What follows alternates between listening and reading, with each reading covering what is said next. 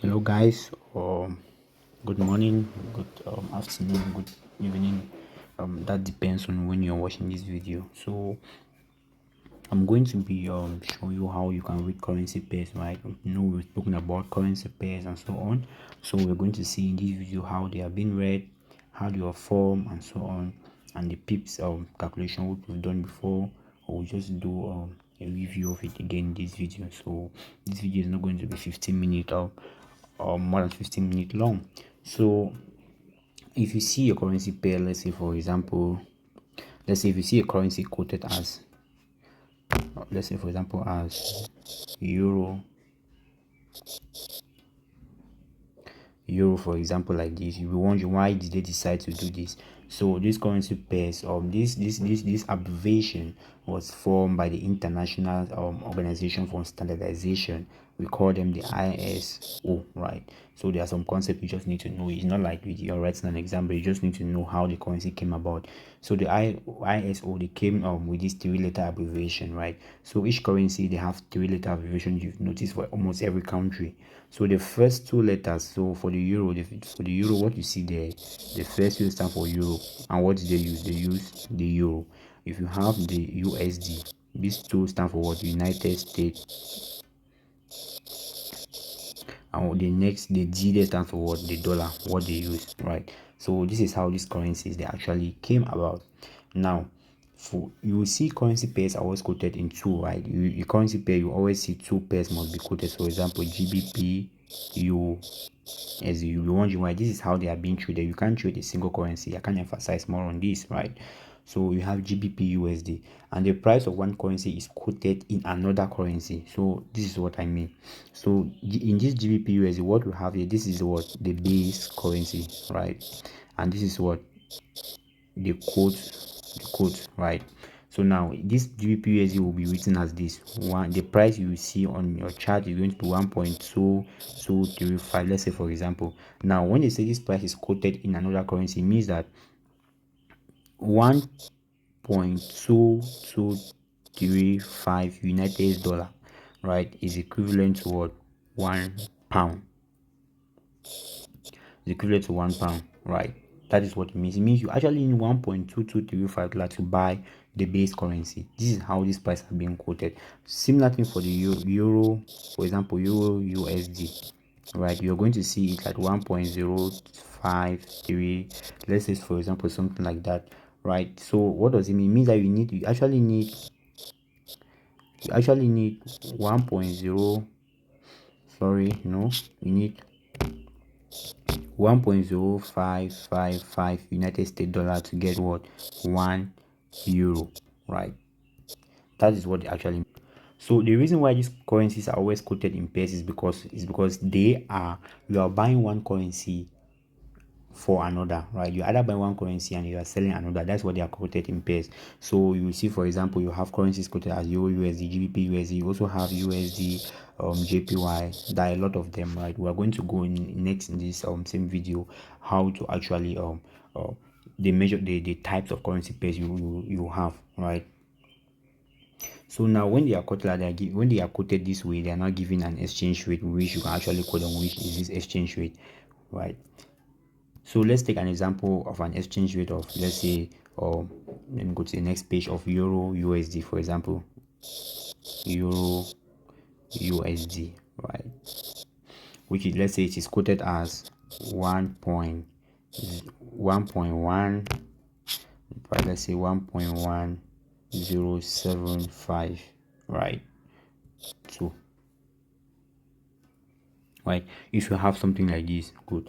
So now you will notice that once you open your chart, you're going to see two prices. One is like this and the other one will be 1.107, let's say 776, right? Now what does this mean? It means now there is one price higher than the other. So when you want to buy or you want to sell, the prices cannot be the same, right? It means the person who is doing that business is actually working at a loss. Normal intuition, if you go to a store to buy and the person there, he must have bought at a particular price and he will not sell to you at that same price, right? That's how the currencies work. So what your broker quotes this price as the ask. We have what we call the ask price, and you also has what we call the bid price, right? Now What is the ask price? The ask price is the price at which the broker is going to sell to you. Sell to you. Why the bid price is the price at which he will buy from you.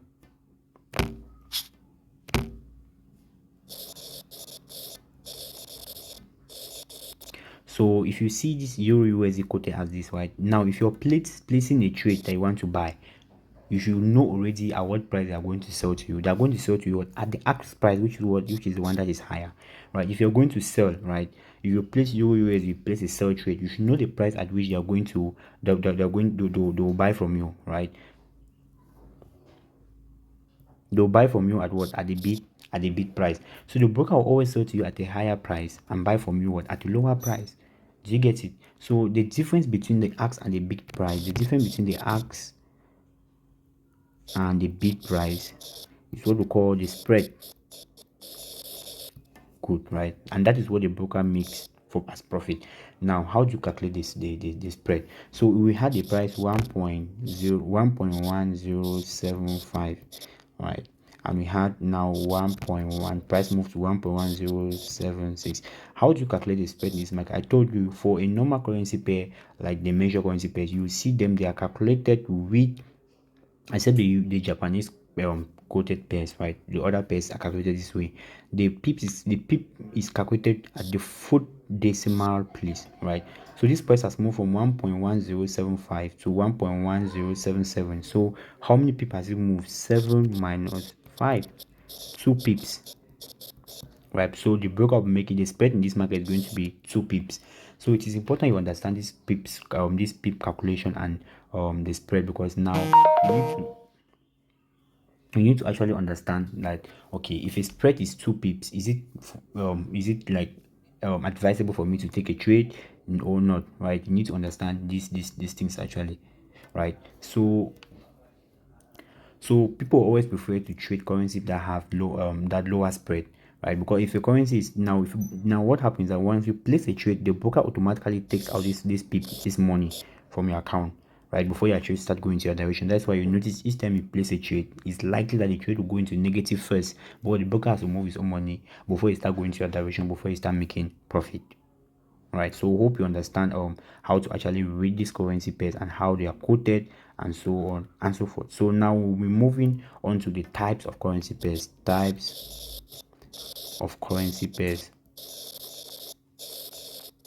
So it's important you understand the various type of currency pairs, because this will help you in deciding what to trade, right? There are three main type of currency pairs. We have the major, we have the minor, and we have what? The exotic. You have the exotic currency pairs, right? So the major currency pairs are what? They are pairs that contains, let me take it here. So one, I will name it as 1, 2, 3, 1.